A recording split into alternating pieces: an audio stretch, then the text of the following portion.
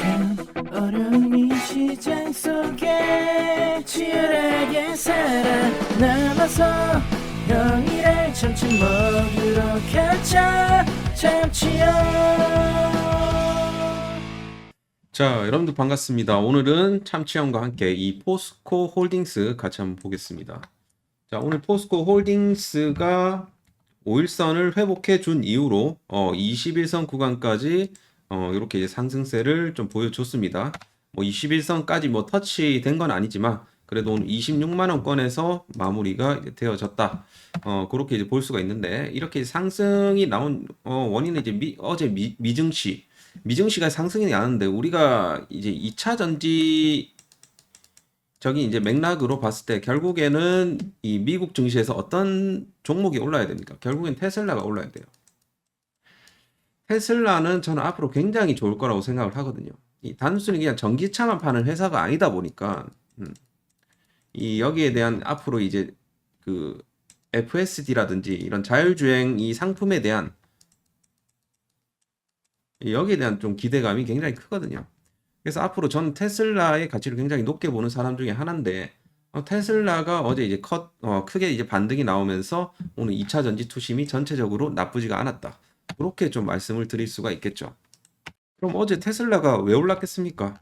테슬라가 올라간 이유는 실적이 생각보다 잘 안 나왔어요. 안 나왔는데 실적이 잘 안 나왔음에도 이렇게 올라가는 것은 이 일론 머스크가 이제 5월 달부터 다시 테슬라로 이제 복귀를 한다. 요런 이제 기대감이 반영이 된 거예요, 결국에는.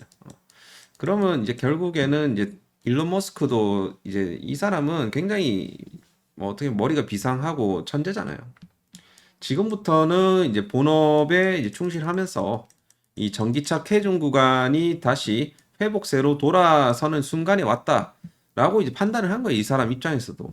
그래서 이제 본격적으로 좀 사업을 적극적으로 진행해 보고자 하는 요런 이제 니즈가 있었기 때문에 그런 판단을 했었겠죠. 그리고 자기가 이 도지를 통해서 뭐 할 일은 다 했기 때문에 그 역할은 다 했기 때문에 이제 나오는 거예요. 자, 아무튼 그로 인해 갖고 하여튼 2차 전지 관련주들 사실 지금 현대차도 미국에서 이 전기차 판매량이 조금씩 이제 올라가고 있는 상황이고 전체적으로 전기차 판매량이 다시 회복세를 보여주는 것은 굉장히 좀 긍정적인 대목이라고 볼 수가 있겠습니다. 앞으로 우리가 포스코 홀딩스도 굉장히 저평가되어 있는 그런 종목 중에 하나이지만 현대차도 여러분 생각을 해보면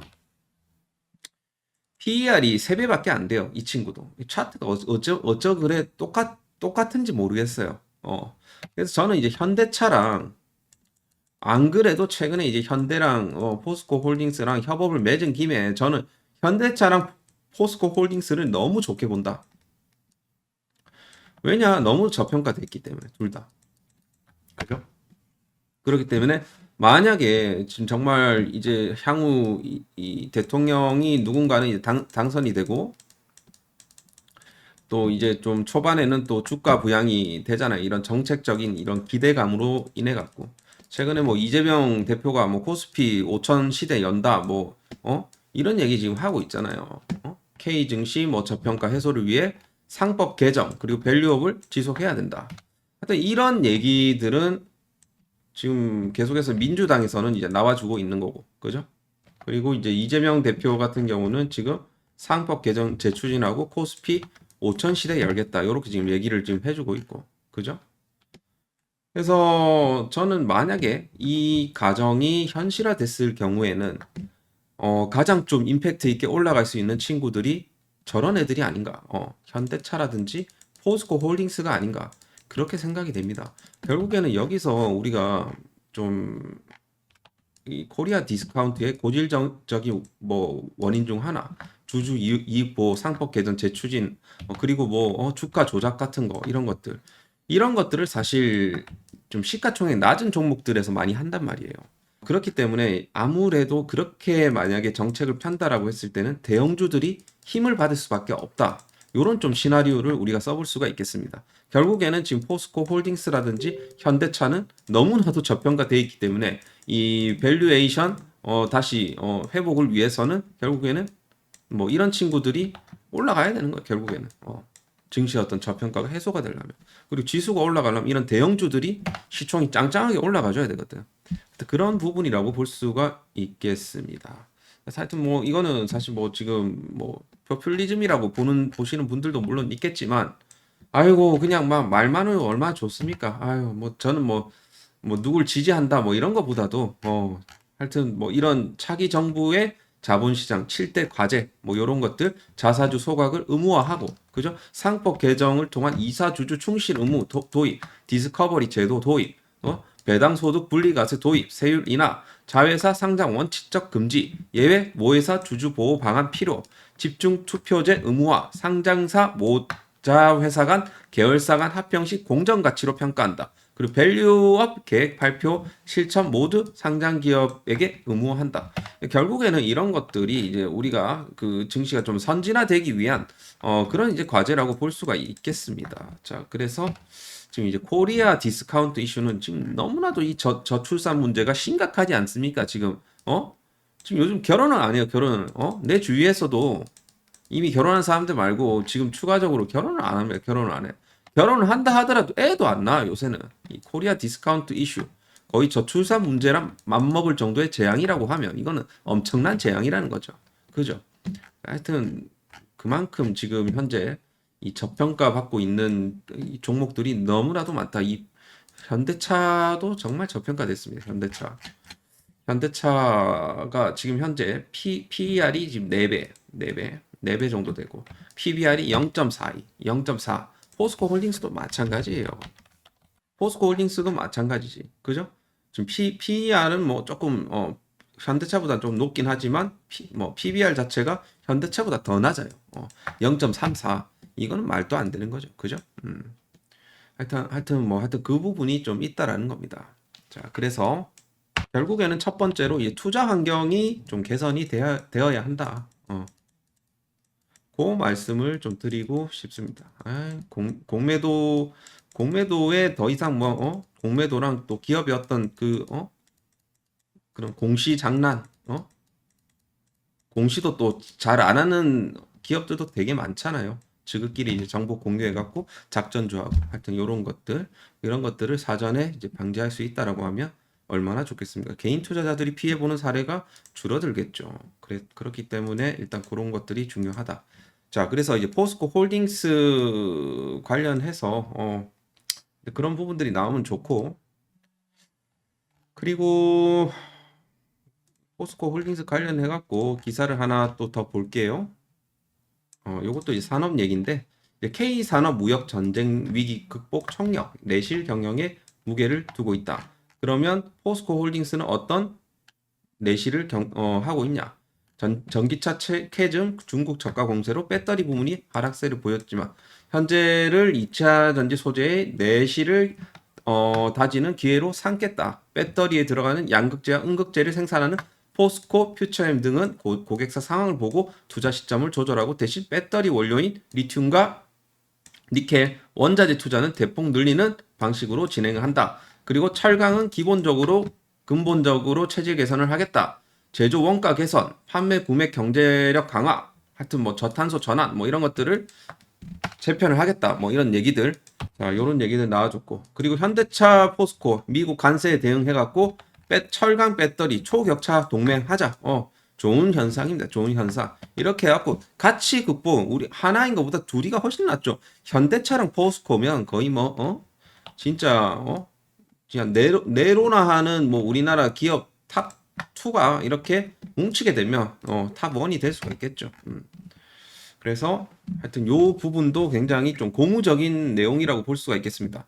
협약의 핵심은 현대제철이 루이지애나주 8조 2천억 원 투자를 해갖고 2029년 완공을 목표로 해갖고 그 270만 톤 규모의 전기로 제철소에 포스코 지분을 투자를 하는 거. 이번 투자를 위해서 북미 철강 시장 진출에 교두보를 마련을 하고 일부 생산 물량을 미국 내 제3의 완성차 업체에도 직접 판매하는 방안도 검토를 하고 있다. 요거 좋죠. 그리고 차세대 소재 개발 협력도 본격화한다. 요렇게 이제 되어 있습니다. 자, 그래서 배터리 전환 기술 R&D 지속하고 있고 전고체 배터리 차세대 전지 개발 같이 이제 진행을 하겠죠. 그럼 여기서 이제 플러스로 이제 포스코 퓨처엠이 또 이 프로젝트에 참여를 하면서 진행이 될 겁니다. 자, 이런 부분들 굉장히 좀 긍정적인 부분이라고 볼 수가 있겠고, 최근에 이제 포스코 필바라 리튬 관련해 갖고 좀 내용이 좀 나왔는데, 요거 관련해서 좀 의미를 좀 본다라고 하면, 지금 최근에 이제 포스코 홀딩스의 이제 자회사인 필바라 리튬이 W스코프, 일본 W스코프의 수산화 리튬 공정 핵심 설비, 요게 이제 BPED라는 전기 투성막 공정 설비 공급 계약을 체결을 했다라고 이제 얘기가 나왔고, 거래 규모는 101억 원. 그래서 2026년도 1월까지 납품을 할 것이다. 요렇게 이제 되어 있습니다. 자, 이게 이제 전기투성망 공정 설비 같은 경우 굉장히 좀 중요한 부분이 뭐냐 하면, 얘네 자체가 이 리튬 정제 과정이 진짜 중요한데, 여기서 불순물을 걸러줍니다. 그러니까 불순물을 그 정제 과정에서 불순물을 걸러주면 일단 이 효율이 증가되겠죠. 효율이 증가되면 이 말은 결국에는 수율이 개선이 된다는 소리죠. 수율 개선. 그러면 이렇게 되면 이 원가 절감에 대한 효과가 발생한다. 얼마로? 101억 원으로 원가 절감된다. 이 말이에요, 결국에는. 그래서 지금 이미 이제 포스코 필바라 리튬 솔루션 같은 경우는 이미 광양 그 율촌 산업단지 제1공장, 2공장 지금 뭐 해갖고 완공해갖고 이제 연산 이 4만 한 3천 톤 규모의 생산 체제 갖추고 있는데, 요번 이 설비 투자로 인해 갖고 생산 능력이 굉장히 좀 강화가 될 수가 있다라는 거. 결국에는 이게 이제 매출 증대로 이어진다라는 거. 그래서 굉장히 좀 중요한 계약을 했다. 핵심 설비를 발주를 했다. 그렇게 좀 말씀을 드릴 수가 있겠습니다. 자, 그래서 이 수산화 리튬 결국에는 이 소재에서 뭐가 나와줘야 된다? 실적이 나와줘야 된다. 그거를 하기 위해서 지금 이런 내용들을 지금 하고 있는 겁니다. 자, 그렇게 이제 해석을 하시면 될 것 같고요.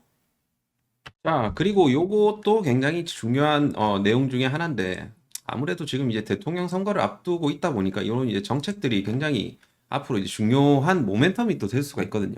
이 K 배터리의 살길, 그러니까 기회를 잡으려면 한국판 IRA가 절실하다라고 이제 이렇게 기사가 나와 있는데, 사실 지금 현재 이 정치권에서는 여야를 막론하고 이 배터리 산업에 대한 2차 전지 산업에 대한 이 지원에 대한 필요성은 둘 다 이제 공감하는 분위기예요. 지원 의사가 크다. 그리고 사실 뭐 그거는 뭐 국힘이건 뭐 민주당에 상관없습니다. 둘 다 지금 거기에 대한 지원 의사가 명확하다. 그리고 지금 현재 사실 뭐 최근 들어갖고 뭐 미국, 중국 관련해갖고 사실 이제 미국에 지금 집중하고 있는 친구들이 누굽니까? LG 엔솔. LG 엔솔에 납품하는 이 포스코 같은 경우도 마찬가지, 이거는 뭐 마찬가지죠. 삼성, SDI. 그리고 뭐 등등등이 있고, 지금 중국과의 협력이 우리 포스코도 지금 무산됐죠.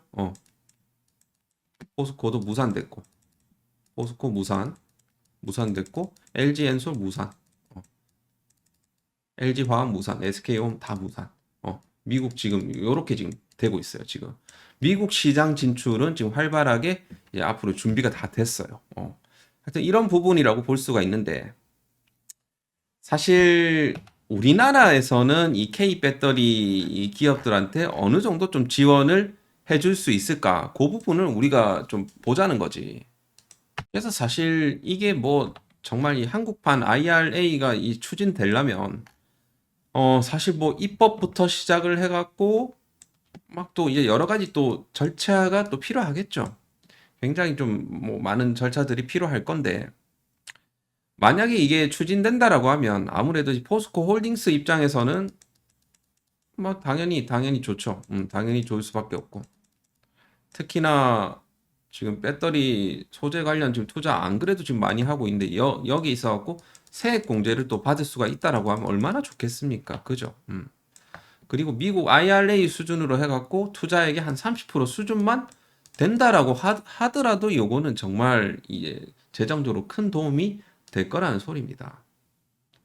그래서 지금 사실 뭐 최근 뭐 한국 정부 같은 경우 직접 지원을 하고 있지 않고 시설 투자액에 대해서 세액공제를 뭐 15% 지원하고 있지만 이거는 이익에 대한 법인세 감면이기 때문에 적자인 경우는 아무런 지원을 받을 수 없다라는 부분이죠. 이익이 안 나면 뭐 소용이 없다라는 소리예요, 결국에는.